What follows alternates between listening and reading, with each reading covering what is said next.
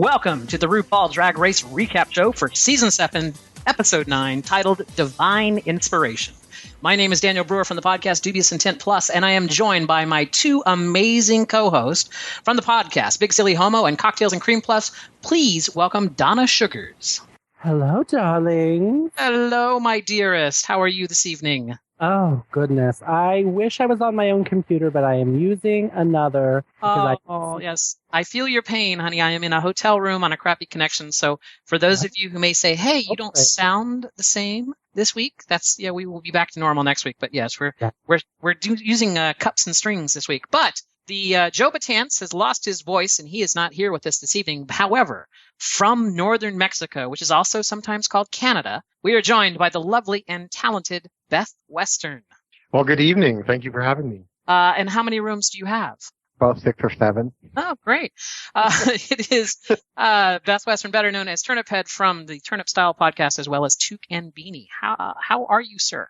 I am doing really, really good. Today was our first nice day, so there were a lot of squirrels out to look at while we were running errands. It was awesome. Excellent. Now, you were saying by squirrels, you mean sexy men. Men's, yes. Oh, that's right. That is your title for them. You were telling me pre-show that you actually were given the name Beth Western. Is that? Yes, that is true. Back in my day and where I came from, you did not choose your own name. You were given a name. So my name was given to me by my drag mom, Toots Nelda Wolfenpickle and Twiggy.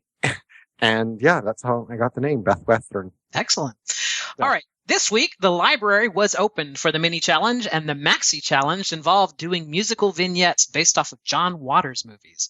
Guest judges Demi Lovato and John Waters were on hand to finally put an end to the fame train. Ladies, any initial thoughts on the episode? I am so excited. The bitch is gone. Yeah. Goodbye, good luck, good riddance. Now, I kind of feel sorry for her. Really? Just the way they all picked on her at the end there, I was just kind of like, she's not the brightest bulb on the tree, but she's not vindictive or hard. You know what I'm saying? She seems like a genuinely good person. But it was how she got by this far on her looks and on luck. And now that she finally could not lean on anyone because she was on a team of duds. This finally showed her for what she is. She's a beautiful drag queen with beautiful outfits. Yes. And if you wanted a Celine Dion impersonator singing a Demi Lovato song, that would have been the go-to performance right there. If you wanted the Goodyear blimp dressed up like Celine Dion singing a Demi Lovato song, we have the perfect performance. I'm just thinking, if you take that lip sync performance of her gliding across the stage there and put My Heart Will Go On underneath it, I think you've got a YouTube clip right there. And considering her dress kind of looked like an iceberg, we're set. It did. Right. Any other thoughts there, Beth? Well, no, I just the biggest thing that I kept writing down on my pad while I was watching the show is fame is clueless. Fame is clueless. There just was no substance. Pretty to look at. But it's like a Porsche with a lawnmower motor inside doesn't work, doesn't fulfill you. So, that's kind of what I thought. Thank you for that automotive reference. You should probably I thought I would butch it up just a little bit and then let's all fag it up. Yeah. For the homosexuals out there, it's like using a dildo, but using leaving the batteries out. Yeah. After Jaden's elimination, Ginger washes off Jaden's lipstick mirror message, which read, "Stay fierce and work with a Q, that puss. I love you all, JDF." Learn the spell, bitch. The girls gather in the workroom, and almost immediately, Fame and Pearl get into it. Stop, to be honest with you, and this is not a read on you, but if I walked out there with a dress I just picked off the rack, they would have clocked me for not trying hard enough. I'm not on the same page as Pearl. She's been relaxing. I came here to play and to win. All you can do is chill the fuck out and just do you. It's working for me. The dynamics have changed since Trixie went home. Some people are falling to pieces. Some people are rising to the top. Some people are cruising on the Pacific Coastal Highway. Now, when he said some people are cruising on the Pacific Coast Highway, he pointed at himself, saying me, which got a huge reaction in the bar that I was watching that at. That line went over very well. So. Yeah. Yes, people in Wisconsin know all about the PCH. Let me just say this. I wasn't here last week, and I apologize for that. But I am in Madison, Wisconsin, which there is a drag queen from not far from here who you might have heard of before. Her name is Trixie Mattel. She's from Milwaukee, and she often performs here in Madison at their bar. So this is basically her hometown bar. And let me tell you, in New Haven, when I watch it on a normal basis, there are maybe 15 or 20 of us there. There are easily 70 to 100 people in this bar. Awesome. Both Monday nights, half of them wearing those pink Trixie Mattel t-shirts. And every single time Trixie walks onto the screen or says anything or does anything, it's like being at a European soccer match. I mean, it's just like people are pounding on the bar and stomping their feet and hooting and hollering. It is insane. It's crazy. It's really fun. Oh, God. So I would give anything to walk into there in a Ginger Minge t-shirt. Even though I hate her, I just want to do it to see what they do. All right. Well, I think Joe had alluded to this before. He didn't understand what the whole Pearl versus Miss Fame, sniping back and forth was. Do you think it was all just basically building up to this? Just they were going to lip sync against each other, and this was supposed to be an emotional high point or something? There's been this. You've actually seen this in previous episodes where Fame is very much about the game, even though I really don't understand how she's made it through all these acting challenges. But she's been very about the game, and Pearl is just like, whatever, pass me another Ritalin. And it just seemed to be how they are. And they've kind of been a little snippy back and forth about that because one is so about the game, the other one just doesn't give a fuck. Yeah. So this is them just nailing the head. Like, this is just. I need to interject on that because I'm going to disagree with that. I don't think that, and it goes back to the conversation that happened later, but I don't think Pearl doesn't give a fuck. Pearl's just laid back and relaxed and doesn't freak out and focuses her energy on the competition and what she needs to do to perform instead of freaking out and having a little hissy fit in the workroom. And there's no sense in freaking out about something you have no control about or what you don't know is going to happen. Why don't you focus your energy on what you need to do to bring the game to the table and go from there? Oh, wait. So you're trying to say that you don't think that she's freebasing fucking Xanax? Like, this is a level of calm that you only see with like people who had serious head trauma. Like, I mean, it's Miss Suggarz, I've never had head trauma, but the next time my heart's trying to quit on me and I have to take myself to the ER, you come with me and you see how calm I am. Well, that's true. Yeah, Turnip Head is no stranger to the ER. For the mini challenge, RuPaul brings in a very familiar prop. Y'all went through it during our little reunion last week. So listen, this is a good time to vent. Officially. Now, in the great tradition of Paris is burning, the library is about to be open. Hey! Because reading is what? Fundamental. That's right, children. Titled Reading is Fundamental, this week's mini challenge had the girls give their best reads on each other. Of course, none of them could compare to the best read of the night. Which was the best read of the night? He's gonna play the clip. Okay. Sorry. Ben Affleck? Girl, I must be hungry for the dick if I think this thirsty bitch is her. Katya, now you get to increase your hooking fee. Thank you, RuPaul's Drag Race. Fact. Now, all I got to say is, if I was on a challenge, now, Donna, if you get on this show and you hear that music playing, then stop doing what you're doing. Because we're not supposed to talk about the editing, so I assume that they're hearing the music as it's going on. I can be a vicious, evil bitch, so I will be preparing reads for all these bitches as of episode 1, which is what every good queen should be doing. Exactly. They should be doing their homework. Actually, and I'm glad that you said that because I have these next two clips here, and I wanted to compare and contrast. So, Adam, our sound engineer, Adam, who's running the show tonight, can you actually play clip 11 first? Play that right now. Yes, I can. Maybe. Where is clip 11? Shit. Best produced podcast ever. Stop, Ginger Minge. The library is open, darling. Trixie Mattel. Making fun of you is like shooting clownfish in a barrel. Unfortunately, that's about as fishy as you'll ever be. Miss Fame. I think everything about you is so original, except for those lips, those cheeks, and everything you present to the judges on the runway.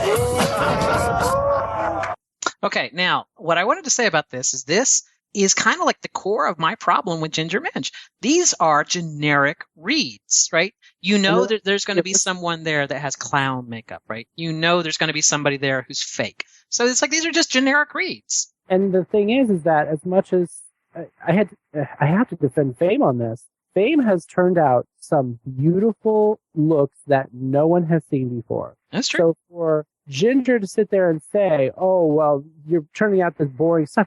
Really, Queen? Said the Queen in the same fucking wig that you wear every single friggin' week? But I guess my point is that it just seemed really generic. Now contrast that with clip number 4, which is Trixie Mattel. So Adam, clip number 4. Katya, where do you get your outfits, girl? American Apparently Not? Ginger Minj. Girl, did you ever save Carol Ann from the poltergeist in the TV? Violet, I don't believe the rumors. I don't believe you took Sharon Needle's crown. I don't believe you're taking this one either. Now, those are specific reads, right? There's no way that you're going to know ahead of time that there's going to be someone who looks like the old woman from Poltergeist on the show, right? No, that's true, but I have to say, I found everything really predictable and like nothing clever about anything. Really? So you? Yeah, there's only one person that made me laugh, and it was Pearl with the eye on the prize. And I don't know why it made me laugh, but seriously, my comments were no laugh, horrible, no, smirk. All right. And Pearl's laugh. So who was your favorite though, Donna? All right. So Pearl was your favorite, Beth. So who was your favorite, Donna? I have to say that I enjoyed Trixie. Now, the Pearl joke that he is talking about, I absolutely agree with. It's probably the best line of all the reading. All right, hold on. Before we say anything else, then Adam, play clip number 5. Kennedy Davenport, you've got your eye on the prize and your other eye on the crown. Katya, are you confused? The saying is young, dumb, and full of cum. RuPaul. The library is closed and Pearl the door is open there. All right, so that's Pearl's. But go ahead, Donna. Now, I love Trixie. I thought Trixies were funny, and they were good. I enjoyed them out of all of them. But what I will say is Pearl did something that no other queen has ever done. Amen. For Ru. Yeah, he never gave it, but he should have. Frankly, Ru should have just let him give it, because if Pearl can read Ru, I mean, she would have gone down in history as the greatest and ballsiest queen ever. I agree with you, and that's why why Pearl bumped up to me. She had the fucking balls to do that, or the chicks to do that. All right. My favorite was Katya, and that, Adam, is clip number 12. Bitch! Pearl. Uh-huh. Now that you've come out of your shell, maybe you could use that as a butt pad? Violet Chachki, you keep training those corsets, girl. Pretty soon your waist size will be lower than your IQ.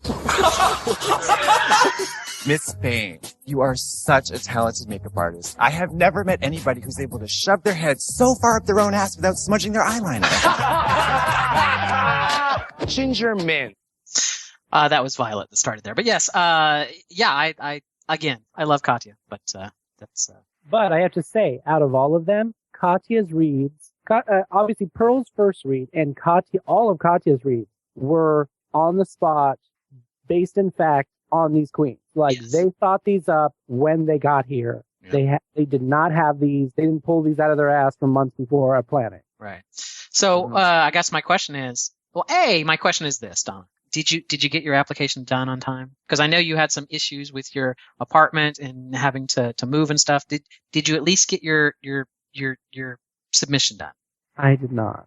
Oh, Donna. I did not. But in the next year, I am actually going to be performing a few times here in Buffalo. And I think with that, once I get on a stage, that is going to help. Here's the thing. And I know this is, I'm sorry, dear audience, please forgive me a moment while I talk to one of my dear friends, Donna Suggarz. Donna, you and I have had this conversation before. You are an amazing, fierce fucking drag queen that people love. I have never in my life, every year we're in Vegas, I have never in my life seen people throw themselves at a drag queen like that and go absolutely insane because you are loved. A mediocre opening show. The worst doesn't matter. show Doesn't matter, Donna. People love you because you are a true person. I mean, you're true, right? You're not fake. You're great. You're witty. You're funny. You're adorable. You know, we all love you. But here's the thing. You, like so many people that are awesome, have that little voice of doubt that you let creep in there. And then you let other people talk to you and try to convince you that you're looking for people to convince you not to do something. And I'm going to tell you right now, Donna Suggarz, that you absolutely, I don't care whether you've never performed or not. Just the process of doing this is good. And then the process of doing this is something that would help you just as much as getting some experience on the stage. So that being said, Donna, I don't care whether you perform this year or not. You better damn well turn in your application next year, or I will come up to Buffalo and I will kick your ass. Okay. And I'll be right there behind. I'll be right there behind Mr. Brewer. I will say that the one thing that actually helped me a lot is that I actually just finished performing in a show here. It's my first time ever on a stage, not acting as a drag queen, even though I was in drag, but I was doing a performance at a local theater, and I didn't realize that people were laughing at me because I was being hysterical. And there were certain moments where people were like, you're fucking hysterical. You know that when people are laughing, they're laughing at you. Yep. They got the joke. They love it. So doing this show is actually a huge boost for me. So I'm ready. I'm going to do it no matter what. All right. It's going in next year. That makes me very happy to hear, because I saw your photos. And you did an amazing job. Like, you looked fucking fantastic. Yeah, because the other person I know that wanted to try out was the lovely and talented Veronica Mann from New Haven, but he could not try out because she could not try out because she is Canadian, like you, Beth, but she doesn't have the right visa. You have to actually have a work visa, not a student visa. Yeah, you have to have a work visa. Yeah. Anyway, onward with the show. Rue then explains to the girls the premise of this week's Maxi Challenge. Now, ladies, this week we're paying tribute to the Sultan of Sleaze, the Baron of Bad Taste, the legendary director, John Waters. And because the girls' sad stories are getting airtime, we're treated to Rue's version of an emotional thought. All right, ladies, gather round. In moments, you'll be screen testing with the help of Michelle Visage and composer Lucian Piani. And tomorrow on the main stage, the category is Ugliest Dress Ever. So good luck, and by all means, fuck it up. All right. That is not the clip I thought. I thought it was going to be the one where she was talking about her idol, Divine. Oh, well. Moment. My bad. With that fucking beard, I want him to sit on my face. Oh, yes? Lucian? God. Yeah. I mean, I would eat him up sashimi style, girl. Raw. Oh, I can't believe I wrote that line thinking it was a different clip. Anyway, there you go. So what did we think of the Maxi Challenge overall? And I'm going to break it down into the 3 skits, but just overall, did we like this Maxi Challenge? Did we not? I think it's a historical challenge. I would frankly have loved to see some girls from previous seasons do this challenge, because I think there were a few people this season that were going to just do amazing at it. But I think of like Pandora Box, and I think about some of those older teams that would have taken this challenge and fucking done amazing shit. Yeah. I'm going to agree. If I can interject here, I would really, really agree with Donna. I mean, Divine is a staple or a pillar of what drag is. And while, yes, things have changed in drag history and whatnot, you have to go back to your roots. And I really have to say that there's queens that were in the past that really paid homage to where drag came from. And I would have loved to have seen them. You know, I think, and I give her a hard time, because I don't like her, but, Mrs. Kasha Davis has the right amount of, like, low class and trashiness to her to have probably been okay doing this particular challenge. Yeah, she would have been good. She would have. Now, I would really, really have loved to have the real read of it all. I would love to know how many of the girls that are currently on the show know, like, they probably know of Divine. Right. Right. How many of them saw the films? Yeah. Anyone sitting girls, like, I know all of them have probably seen Hairspray, but like, have they sat through Female Trouble? Have they sat through Desperate Living? Have they sat through those classics that were fucking disgusting and still give me nightmares? Pink Flamingos, yeah. Yeah, I think there was some. I didn't pull the clip, but or Joe didn't pull the clip. There was a discussion, I think, where Trixie said when she first started doing drag that she watched those in those old Divine films, and that's where she felt like it was okay to be ugly. Like she wanted to be ugly, do ugly drag, and that kind of gave her the hope to do that. I think just obviously Ginger watched it because she was doing a dead on. Oh, totally, she did. Impersonation of that particular character, but so the teams were broken. They broke into 2 teams of 2 and 1 team of 3. So this is in no particular order, but team number 1 was Katya and Kennedy, and their skit was called Cha Cha Heels. So I thought Katya should have won this challenge. Really?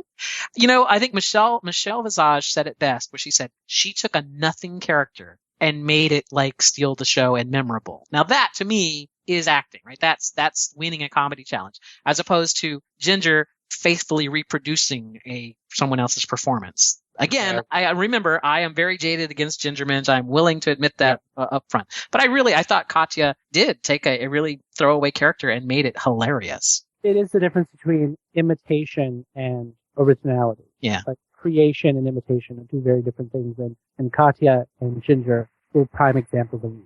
And it may have just been the editing or, of the final thing that we saw. But I thought Kennedy really did well in this particular skit too. So, I laughed at what the stuff that she was doing. I know in the rehearsal, she forgot a mark or, whatever. But I think in the final product, I enjoyed Kennedy's performance in that. I keep putting my hand up because I keep thinking we're on video, but, I totally agree. I was thrown off by Kennedy because in the last time that Kennedy was in, a skit, kept forgetting her lines, and it set me on a track where I'm like, oh, it's not going to be good. And the editors are going to have a hard time, putting something together that's going to be presentable. And Visage is going to be sitting at the table going, yeah, she just fucked up. I'm sorry, the what? The what?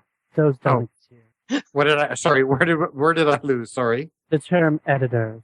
Yeah, we don't talk about that. Oh, yeah, we don't talk about that. But what I'm talking about is like, what is Michelle Visage bringing to the table when she's the director in her shit. Yeah. I get the monstrous shit. Okay, all right. I will agree with you there, Turniphead. I mean, I keep switching between calling you Turniphead and Beth, but that's okay. At the end of the evening, when Michelle Visage is giving some of her quotes to some of her judging comments about Violet Chachki's performance, I'm like, but you were the director. Why didn't you tell her this? Well, yeah, but you can only direct so much. I know. I just kind of felt like it's like maybe she should have recused herself from the judging there of that particular segment. Anyway, someone's posting a photo. I'm sorry. There's just something I wanted. It's Divine with a gun. All right. So it's not actually. But anyway, go on. Sorry. Team number 2 it was Fame, Violet, and Pearl, and their skit was called Pooh. You have any thoughts on this? I fell asleep. No, I didn't fall asleep. I took the opportunity to get up and make another cocktail. I thought Violet actually did a fairly decent job of doing a little comedy performance there. She may not be the funniest queen on the block, but she gave it her all there. I mean, I was going with her performance there. Donna? Oh my God! Wait, have we lost Donna Suggarz? No, I'm sorry. Okay. I like in true raid fashion, I went to hit my push to talk button, thinking that. Oh, right, exactly. No, Violet seems to be the only one of that group that really gave it her all outside of her comfort zone and gave you something that, like, she was giving you 100%. Where the other two, the 3 of them were such a bad pairing, and I realized that because these people made their own groups, it was kind of intentional. But if you had maybe split these 3 up with other funnier people, maybe those funnier people could have helped these. Yeah. I'm going to have to say that this shows us too, though, that there's 3 duds that need to rely on somebody. Not one of those was able to shine or bring that group forward. So, yeah, I kind of think that our best drag queen or your next drag superstar needs to have the ability to take 2 duds and make a fabulous show. Okay, no, I absolutely believe you. No, I got. Team number 3 was Trixie Mattel and Ginger Minj, who performed Eggs. Any thoughts on this? I loved the teeth. They cracked me up. I mean, it left me wanting an omelet at the end of it. I wanted an omelet. No, I liked it. I didn't like watching the rehearsal of it because I was that was rough. That was kind of like dragging your face across sandpaper, but the final production was good. The final production was really good, and not. Ginger kind of made fun of herself with. Well, I was going to say, not for nothing. Done spray painted forehead. Not for exactly. nothing. Yeah. Hold on. I gotta write this. Sorry. I gotta read this line. Not for nothing. Ginger Minge actually said this. You're playing it a little too sweet. Sweet? Bitch, have you met me? Yeah, I didn't get that either. Hold on, I have to adjust this headset. All right. Okay. Are we good there? All right. Once their songs and scenes had been completed, the girls prepare for tonight's main stage theme, the worst dress ever. She's going real soft today. I like how you block out your hairline to put dark brown over the top of... It gets rid of the texture. Do I talk to you about how you do your makeup? No, but you should be. Ooh! You're an idiot. Bitch, you're very blessed. Your talents have taken you far, and I'm struggling. It's okay. Your insecurities can take you there. And your lack of will to be here has really gotten you far. When it comes to fame, anyone could read her, and she's like, oh, like totally joins in. It's cute. But like the second I always felt like some weird underlying tension. I don't know. She was like odd. Girl, she wants to fuck you. I don't know why you don't understand that. He's darling. He's young. He doesn't realize how fuckable he is. I'm kind of to the point that I'm over the tape. Like, really, bitch? Like, what are you doing with the tape? Like, your forehead as a boy is so tight. Your eyebrows are so talking about Fame? Yes, Fame with that tape. Oh my God, I was screaming at the television for the last 9 episodes, hanging out with my little, RuPaul's Drag Race clutch, and going, doesn't anybody else see the fucking tape? Everyone sees it. That's the problem. But, I mean, for those of you out there that don't know what the tape is for, the tape pulls your forehead back. You would normally put 2 pieces of tape on the sides and the temples where you see her tape all the time. And you should put 2 right underneath the ear on the jawline, and you pull them back with cords. It pulls your chin tight and your forehead back, giving her a more feminine face. His face is so Botoxed and it does not move. It's so tight. You don't need those.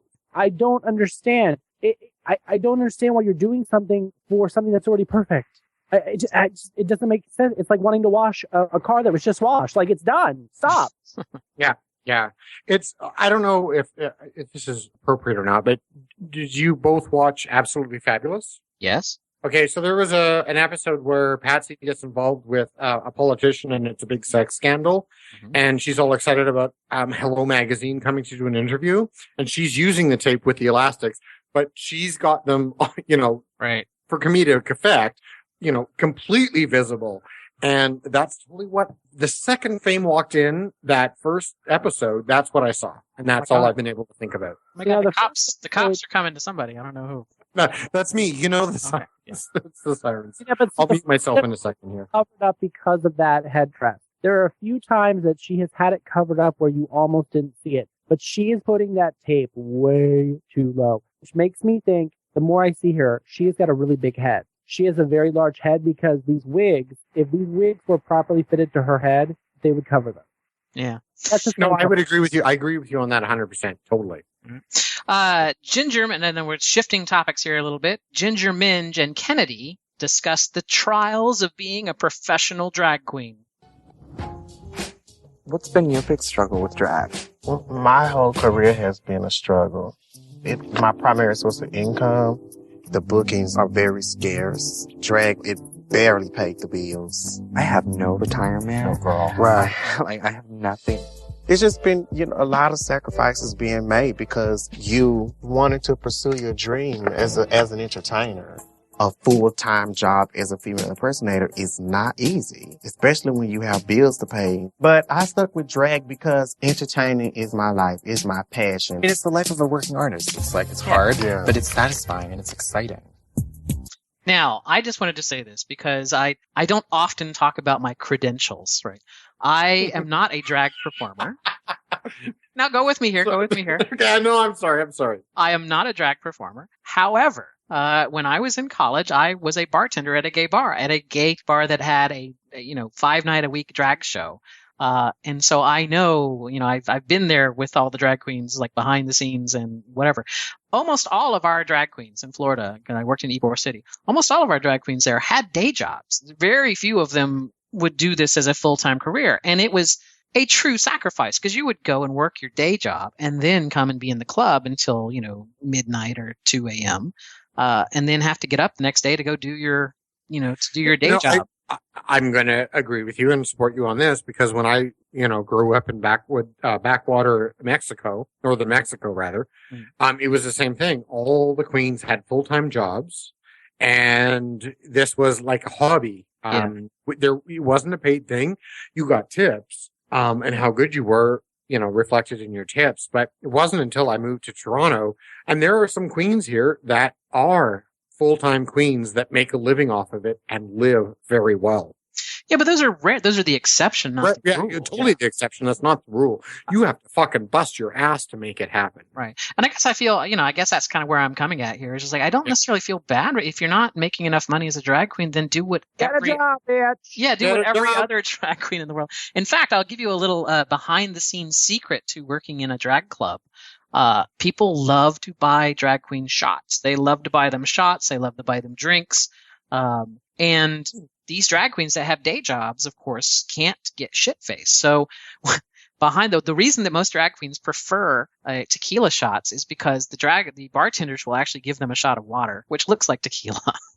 So it's tequila or vodka shots. We will give them basically glasses of water, which they thank us for because so we have strict instructions ahead of time. It's like whatever it is. Oh, I remember those days. Yep. Yeah. Whatever it is, you need to make it non-alcoholic. So I got to read, that happens at strip clubs. That happens at strip clubs as well with the strippers. Yep. Oh, totally. Yeah. I got to read Kennedy though. Okay. Bitch, you're talking about your struggle. You're talking about how hard it is to be a drag performer and how to pay your bills. And yet you still got money for all those blue contacts, bitch. Those are not cheap. Even if you buy some of those back alley contacts, that shit adds up. What is your natural eye color? It's black? Okay, and I'm going to say, too, with that clip, I don't know if she sounds more laid back than Pearl, but she sounds pretty laid back when she talks. Yeah. She sounds just as drab, too. Yeah. All right. On the main stage. Sorry, that was bad. No, it's all right. On the main stage, RuPaul walks down the runway in her worst dress ever. And after some small talk with Carson and Michelle, Ru introduces this week's judges, Demi Lovato and John Waters. What did we think of our guest judges this week?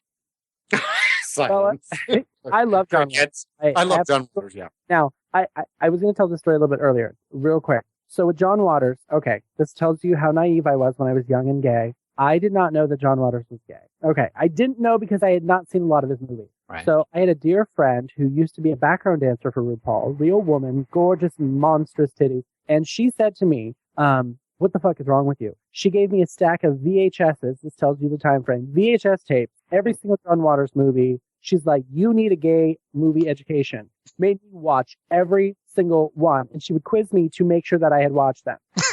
and I have a huge appreciation for him now. I love him. And he also has made the greatest quote I have ever heard anyone say ever. If you go into your trick's house and he does not have books, don't fuck him. Oh, yes. Yes. Right? I mean, I remember that. I love John Waters. When it comes to... Now, hold on. I have a Kindle. No. There is something nostalgic about getting an old, leather-bound book. I'm not saying leather-bound books, but shit. I mean, at least have some paperbacks or something. Yeah. But what I will say is, Demi Lovato, I mean, obviously now we know exactly what the song was going to be for the lip sync.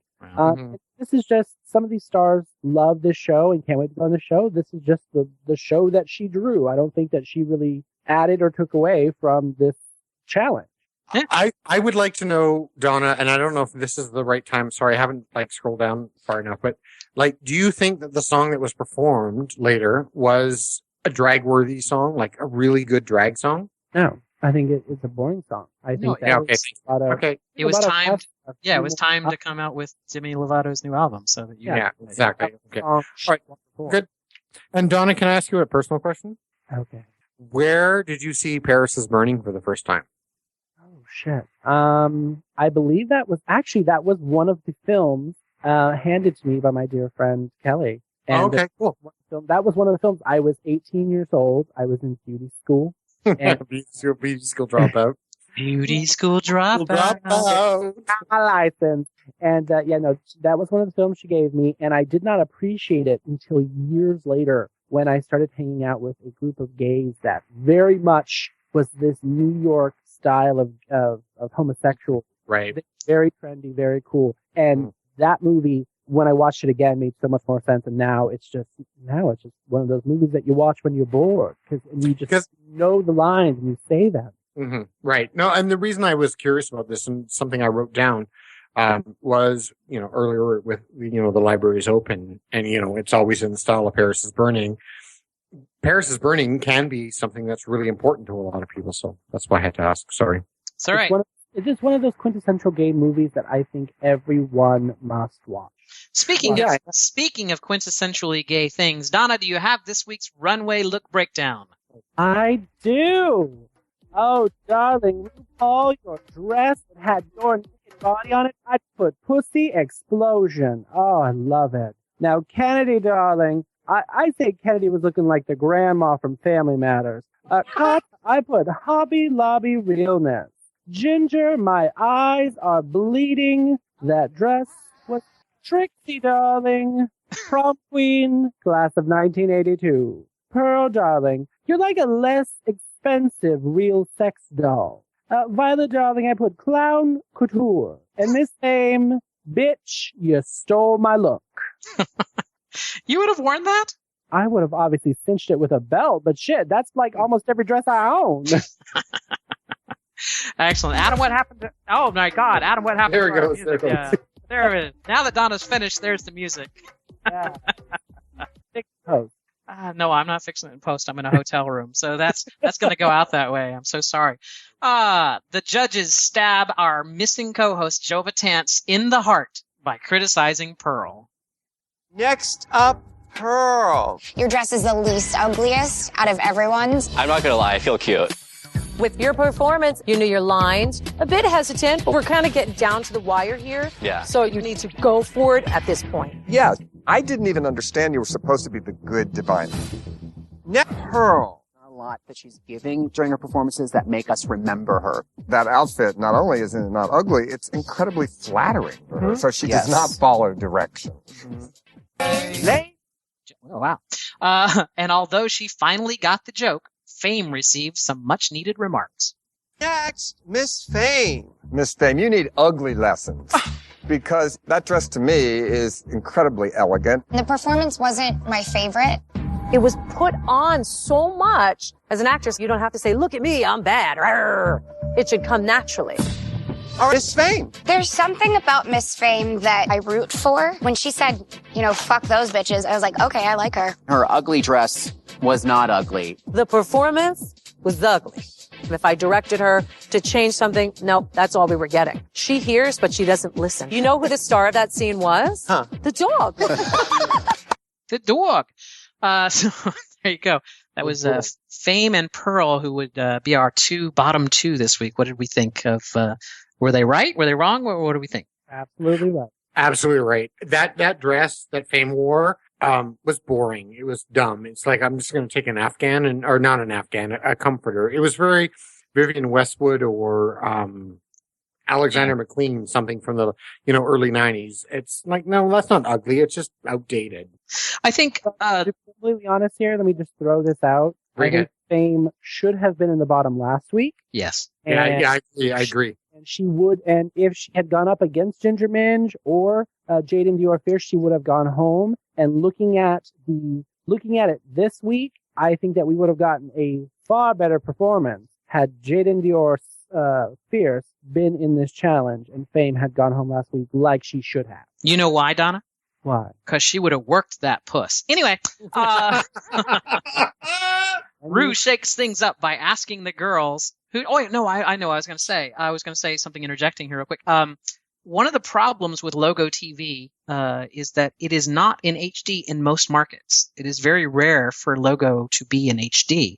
So it was not until today that I rewatched the episode that I buy on Amazon. which is in HD, it wasn't until today that I realized that Pearl's dress had googly eyes on it because it just didn't come across on SD. You know what I'm saying? That was too fine of a resolution. It just looked like a polka dot dress from across the room. So anyway, that's neither here nor there. Rue shakes things up by asking the girls who should go home and why.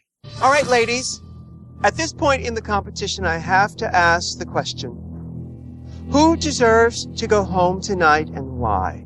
Kennedy Davenport. I would have to say Fame, because clearly the struggle is real. Katya. I would probably say Fame, because she's been in the bottom consistently over the past 3 or so weeks. Ginger Minch. I would have to agree and say Fame. I don't know how much more she has to offer. Trixie Mattel. Fame. She dropped the ball in her ugly look and her performance. Pearl. I love her, but, I probably have to agree just based on not winning a challenge yet. Violet Chachki. Trixie got to come back in this competition, and she should be looked at with a magnifying lens. So I just feel like it should be Trixie. All right, Miss Fame, I want to hear from you. Fuck all these bitches. Truth be told, there is this part of Pearl that's like too cool for season 7, and that frustrates me because I'm fighting to stay, and she knows what I'm talking about. I don't know what she's talking about. I don't think I'm too cool for season 7 at all. I'm actually really surprised to hear that from her.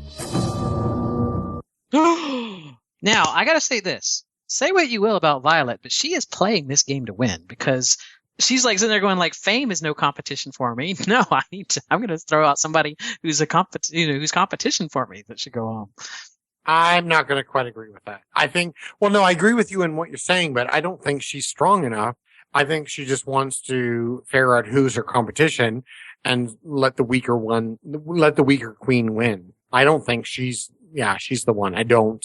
Okay. I think Violet was looking ahead. Yes, that's what I mean. If you commonly look at the last couple of challenges, there's usually a triple look challenge that's in the higher numbers where you're going to give us 3 looks. It's going to be like a ball, or it's going to be like the candy challenge. And when you're in the top 3, it is all fierce looks, runways, and lip syncing. And in her mind, I guarantee in Violet's mind, if Fame is in the top 3, Violet's got it, because she might be fierce, but she can't lip sync to save her life, and I don't think she can dance. So I think this is just a calculated thought on her mind. Now, Donna, you and I play World of Warcraft, so perhaps you will get this, but she looks like one of those ethereals from the Plaguelands. So she kind of floated in that dress across the runway there. Just wrap bandages. Ginger was the winner of the evening, while Pearl and Miss Fame lip-synced for their lives. Ultimately, Rue's decision was made. Ladies, I've made my decision. Pearl, Shantae, you stay. You may join the other girls.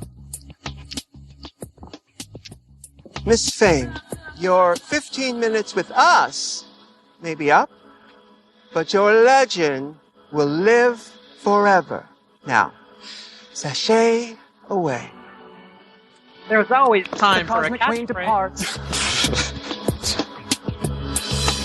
I feel sad. This is like a dream come true to be a part of this. I didn't expect it to be so challenging, and it really, really was. With this experience, it opened up things that I never would have expected for myself. There's no limitation from this point forward. Maybe take a few acting classes, but everything else I feel like I did good.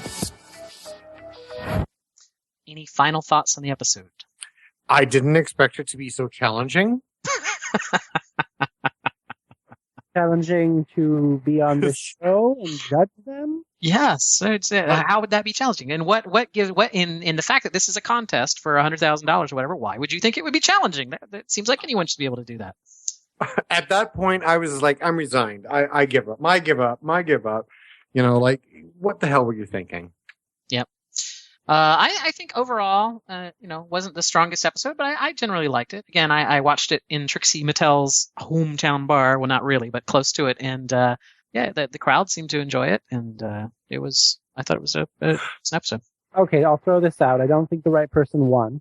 Just that out of the way. When it comes to Fame, Fame was popular in her own right before, and all this is going to do is catapult her in her current venue. She's a YouTube queen. She's the beauty queen. she will continue to be that kind of queen, and all this is going to do is get her even more views, even more subscribes.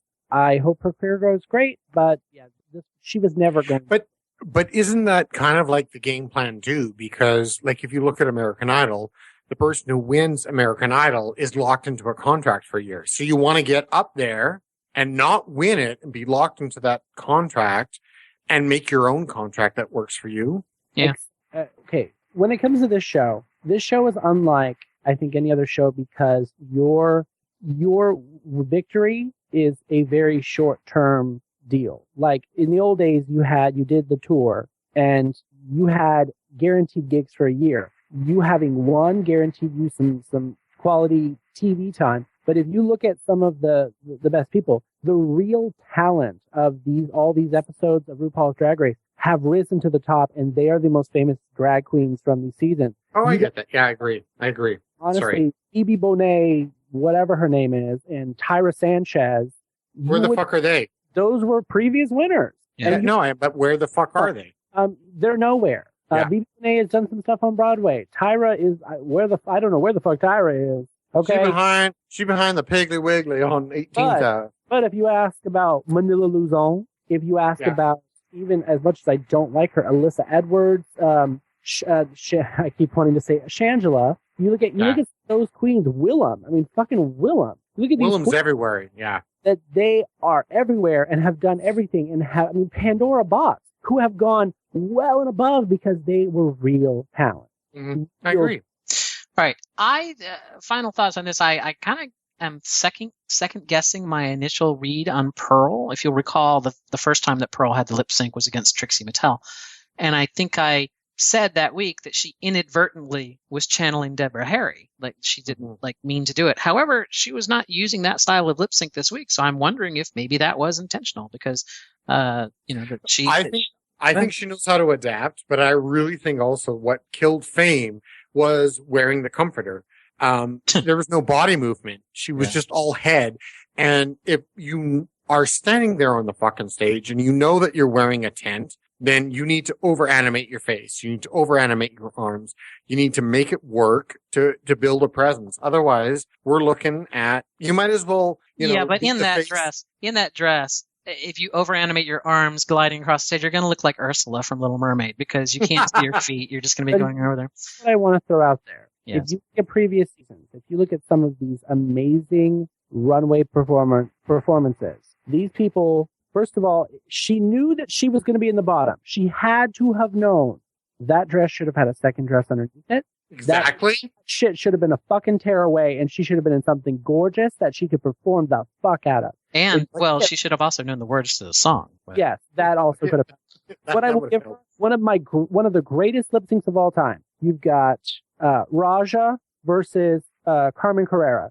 And Raja strips down her thing and she wants to get all naked and sexy, and Carmen's already in a bikini and she's like, fuck this. She whips her bikini out, pussy just out. There's the pussy. And you know what? There's always room in this runway for a transformation. Give a transformation. Rip off your wig and have a second wig underneath. What's her name? We got left behind at the bus stop. Where are my people at? What's her name? Roxy Andrews. Roxy Andrews. She did that. She whipped her wig off and there was another wig underneath, right? It is really one of the fiercest moments. It's one of the fiercest moments because she made Rue gag. Yeah. I don't like her, but I respected that moment. Fame could have done anything. Yeah. I mean, if she had torn it away and she'd been fucking in a bikini, I don't give a shit. Do something. Think about the runway. You knew you were going to be doing it. Yeah. Hey, she done hers. We got some emails. And since I wasn't around last week, some of these came from last week, so we got 4 or 5 of them here. Anyway, the first one comes to us from Haley, who writes to us about Raven Simone. Hey, y'all. Bringing the vibe back on your podcast this week made me laugh out loud for 10 minutes. I'm so sad Max went home, but she'll be back, not Trixie. Ooh. Remember little Kenya Michaels? What I really wanted to say was, y'all too old for that So Raven. The whole basis of the show was that she was a sassy psychic teen who made her own ugly clothes. She was a Disney Channel icon, but y'all too old. She was a cheetah girl. Love this podcast. I don't know anyone else but my mom and I watch it, so I love hearing other people's opinions. Thanks, Haley. Well, thank you very much, Haley. And you are correct. We are too old. Haley, darling, I don't want to read our listeners, but I will say that I was brought up on a Disney Channel feature film. She was also in Xenon, the second Xenon movie. She did a lot of terrible sequels. The Princess Diaries 2. Like, we want to talk about terrible sequels that she's been in. I mean, but she's done other shit. I mean, Jaden could have done something else other than having a psychic moment. You know what? I wonder why there's so many Disney Channel stars. I mean, because you think about it, you've got Demi Lovato was a huge Disney Channel star. You had Ariana Grande as a guest host. Who? Demi Lovato? It's Always Sunny in, what was the name of her show? Now you're going to make me go look it up. But my point is it's very Disney Channel. Sorry, I stopped watching the Disney Channel right around High School Musical. Okay, great. Anyway. 22. Actually, let's see. According to the Wikipedia, Demi Lovato made her acting debut on Barney and Friends. But she was, she rose to prominence in the Disney Channel television film Camp Rock and signed a recording contract with Hollywood Records. Are you secretly trying to tell us that Logo TV and RuPaul's Drag Race Corporation is this like there were bombs in the Twin Towers? Right, exactly. Is that what this is? Excellent. Our next email comes in from Ed Chan, who writes to us about conjoined mayhem. Hello, gay pirates panel. I'm hoping y'all weren't too baked from the 420 celebrations to pay attention to the most recent episode. Then again, there's always a recording or a rerun. It's coming to 3-week mark of recording for the RuPaul Drag Race, and the strain on the contestants are starting to show. With most of the weaker queens gone, my opinion is the next to leave is either Miss Fame or Katya, depending on who cracks under the pressure first. Either that or RuPaul gets sick of Kennedy and sends her ass home. What do y'all think? Overall, this was the best episode of the season, in my humble opinion. With this being the makeover challenge, I guess that means there won't be any hot guys like the military men and jocks from past seasons. Wonder if someone could suggest to RuPaul to rope in for season 8, maybe cops or firemen or either Leathermen from IML. On a side note, I wonder how many of the under 20 kids even know who Tiffany is. Thanks for Ed Chan. So yes, I guess we did. We passed the 420 celebration, which I did not celebrate 420. I don't know if either of you did. Nope. I would become a unfunctioning vegetable. So I'd be dead. So there you go. So she called. I mean, Ed Chan called this one, right? Miss Fame left this week. Yeah. And so I watch on Monday nights with some friends of mine, and as soon as Tiffany came on, we all howled. We might as well have been at the bar because we're all like 40 plus, and it was just like freaking awesome. I thought it was perfect, absolutely perfect. Yeah. Yeah, but if going off that same line, it's like, how would they know who? I mean, really, like, how would these youngins know about John Waters? He hasn't put out a movie recently. Yeah, there's a thing called the internet that has every movie and song ever made on it. And that's the world that they live in. Young queens don't care about what came. I disagree. I think some of them do. About the Snapchat. Oh, whatever. We love their dick pics. Please keep sending them. Let me take a whole pic. RDRR@pride48.com. Has someone been sending you dick pics and no one's sending me dick pics? I inspect them for quality assurance. All right, our next email comes in from Musing Mark with the subject of "She already had hers." He writes, "Hello, my queens. I think the Conjoined Twins episode was my favorite so far." You can tell he's a ex-Canadian because he uses a U in favorite. Yeah, I noticed that and I loved it. I was like, hey. The challenge was original and fresh, if a bit confusing. Why force Tempest and Sasha Bell to lip sync with their twins? Tempest and Sasha were already eliminated. But it was more entertaining to bring back all of the eliminated girls and have a competition than to have Trixie jump out of a box. I really didn't notice him before, but Sasha is one handsome man. He's cute, sleepy-eyed, and buttery Midwestern boy. But he should probably stay out of drag. It's not his forte. Just be a boy. IJS, Musing Mark. He's absolutely right. Sasha is very beautiful as a boy. But really? He is. Yeah, I agree with that.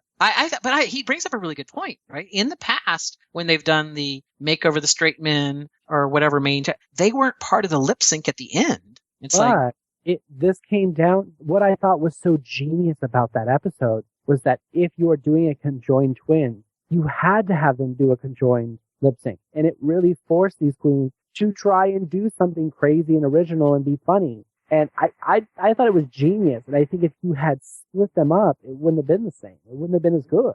No, I agree with you, John, there, big time. All right. Great. I just don't agree that Sasha's cute at all. Whatever. You know what? If everyone likes Ford, Chevy would be out of business. All right. Our last email comes into us. No, wait, not our last one. Our next to last one. I guess this makes it the penultimate email. Comes into us from someone named Turniphead, who writes to us with the subject of Trixie's return. Go ahead and read it. I know. I hate her too. Hey, gang. Just wanted to ask for some clarification on Donna's comments, which sounded like the reason Trixie was the one that came back was due to the outcry from the audience over social media. So my confusion lies in that my understanding is that the show was shot, printed, edited, and completed before Christmas. I've only listened to the show once and wasn't able to take notes. Maybe I should try listening again. Anyway, my point in writing is, would Donna be so kind as to clarify? That would be awesome. Thanks heaps, Turniphead. Okay, I have to admit that, Turnip, you are absolutely right. Yes, the show is long done.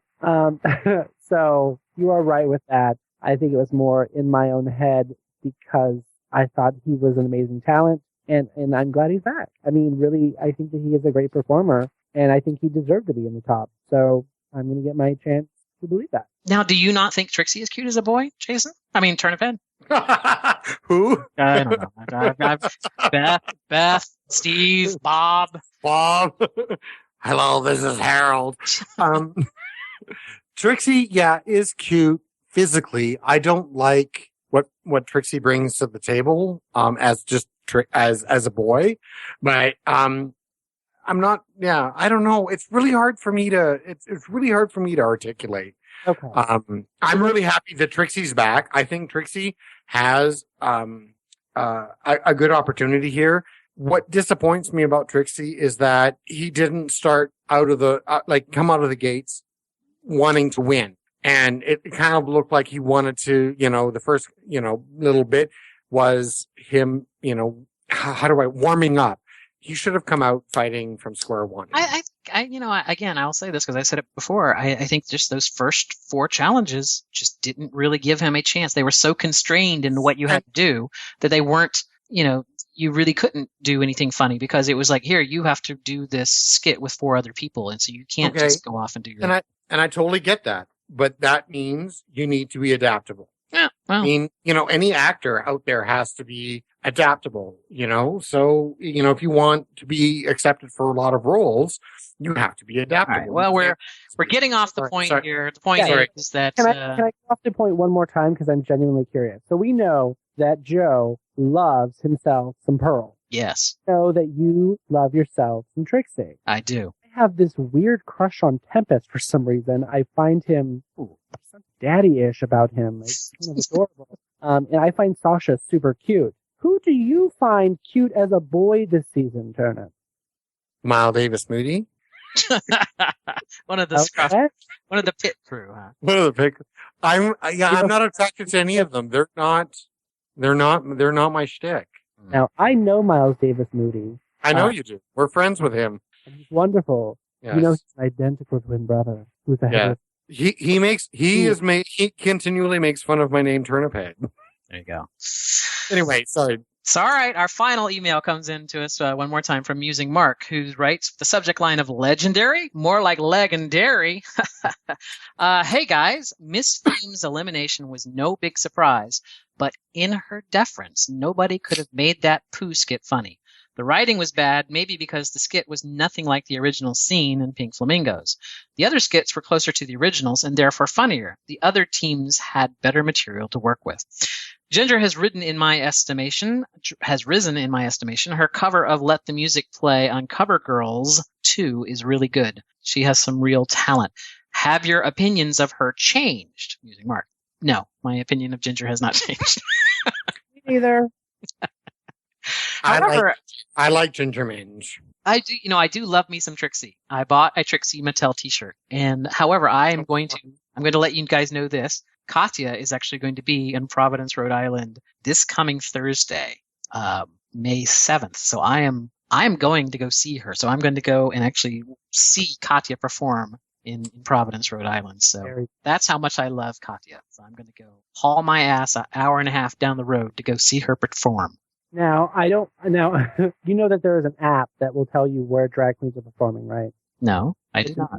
I learned about it from Cocktails and Cream Puffs because we interviewed one of the designers. Yes, what's it called? Drag My City. And download this app. It's on all platforms. And if you put in the name of the drag queen, it will show you where they're performing. If they're performing close to you, you can put in the distance. You can put in clubs and find out who's performing at clubs. It's an amazing app. I absolutely love it, and I'm obsessed with it. And what's it called again? Drag in My City? It's called Drag My City. Oh, Drag My City. All right, I'll check that out. There you go. Those were our emails. Those were our all of our contact there. We did not go over Untucked this week just because the logistics of being on the road, and Joe Betance had an engagement this evening, which is why he could not be here, which is going to be extra work. Just a little behind, a little inside baseball. Joe is the one that pulls all the clips and usually writes the script, although this week I slapped together what we laughingly call a script. However, thank you for joining us for another recap of RuPaul's Drag Race. Visit our website, pride48.com/RDRR, where you can find all of our contact information. Leave it. You know what? I still haven't put the contact information on that site. So, yes, I don't know why I still tell people. I'm going to do it. What? What, episode 9? Yeah, I know. Well, it's not like, you know how to get to us. You just email rdrr@pride48.com is our email address. That's really what you want to do. You can leave us a comment and find all of our old episodes. You can actually do both of those two things on our website. So until next week, until next week, for Donna Suggarz, for Beth Western. It's Beth Western. And myself. Sashay away. Until next week.